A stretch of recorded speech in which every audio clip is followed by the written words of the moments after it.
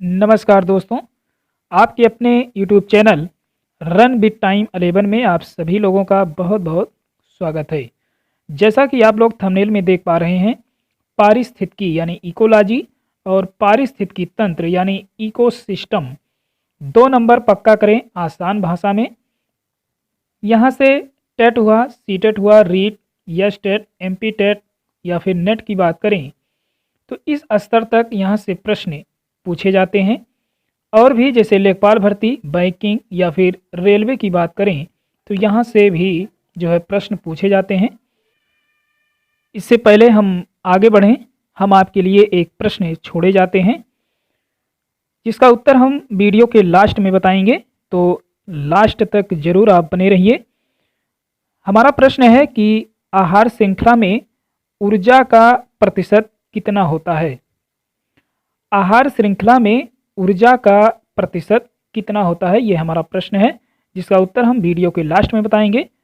यदि हाँ आप देना चाहते हैं तो कमेंट बॉक्स में दे सकते हैं। तो आइए आगे बढ़ते हैं। तो इसमें सबसे पहले हम बात करेंगे पारिस्थितिकी यानी इकोलॉजी क्या होता है। जैविक एवं अजैविक घटकों के समूह को हम पारिस्थितिकी कहते हैं। आइए समझते हैं कि जैविक घटक क्या है। जैविक घटक ऐसे घटक जिनमें अपने स्वयं के जीव होते हैं, जिसे इसमें सम्मिलित किया जाता है पेड़ पौधे, जीव जंतु, पादप या सूक्ष्म जीव के रूप में भी आते हैं इत्यादि। ये होते हैं जैविक घटक।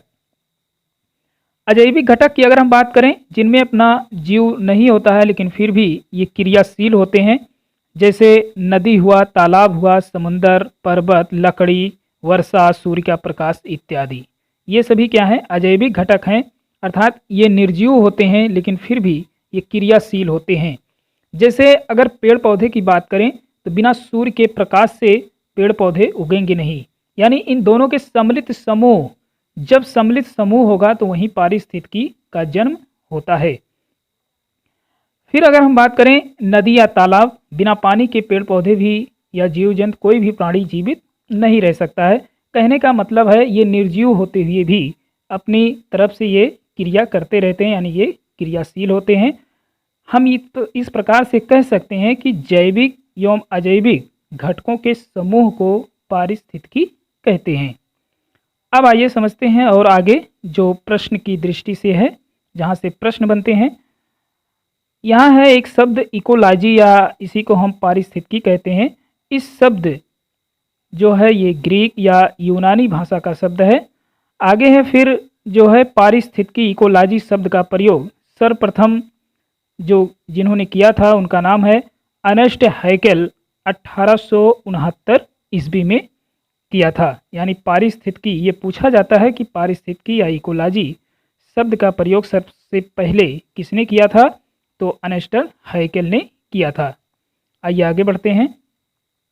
आगे है दोस्तों कि विश्व में पारिस्थितिकी या इकोलॉजी के पिता कौन है। तो जब विश्व की बात करेगा दोस्तों, जब हो जाएंगे OP ओडम। फिर वही बात करता है कि भारत में पारिस्थितिकी या इकोलॉजी के पिता कौन है, तो हो जाएगा आपका रामदेव मिश्रा। ध्यान में रहे दोस्तों, ये भारत में पारिस्थितिकी या इकोलॉजी के पिता कहलाते हैं। और जब विश्व की बात करेगा तब हो जाएगा OP ओडम। अब हम समझेंगे पारिस्थितिकी तंत्र। ये था पारिस्थितिकी या इकोलॉजी।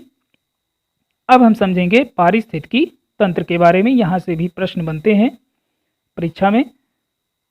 जब जैविक और अजैविक दोनों घटक मिलकर आपस में क्रिया करने लगते हैं तब उसे पारिस्थितिकी तंत्र कहते हैं।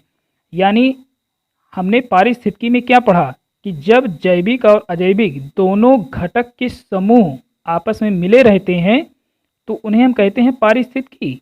लेकिन जब वही जैविक और अजैविक दोनों घटक मिल करके आपस में क्या करें, क्रिया, यहाँ पे देखिएगा क्रिया शब्द लगा है, यानी आपस में क्रिया कार्य करने लगें तो उसी को हम क्या कहेंगे, पारिस्थितिकी तंत्र।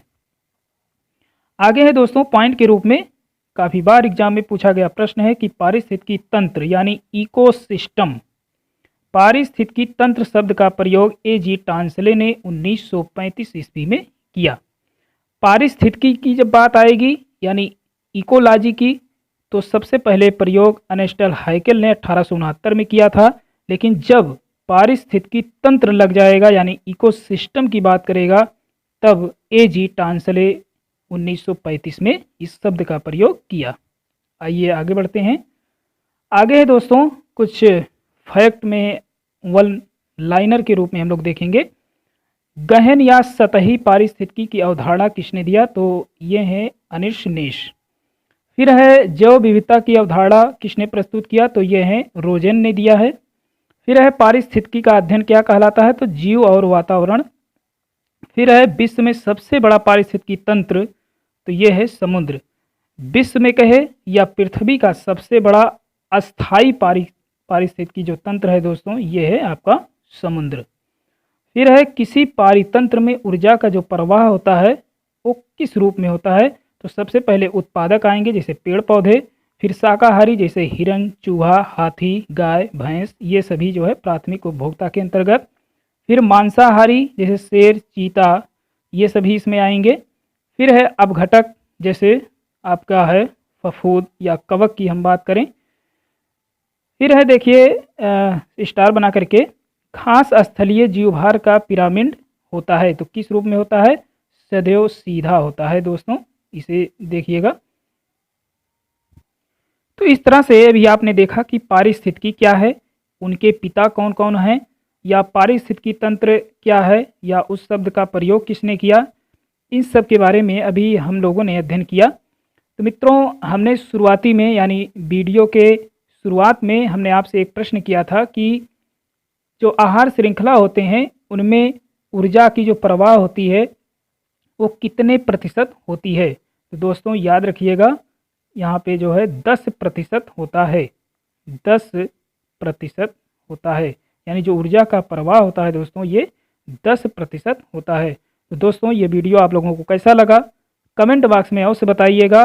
और हाँ, जो भी इस चैनल पर नए हैं हमसे जुड़ सकते हैं सिर्फ और सिर्फ रन विद टाइम 11 पर। तो मिलते हैं नेक्स्ट वीडियो में, तब तक के लिए हमें अनुमति दीजिए। बहुत बहुत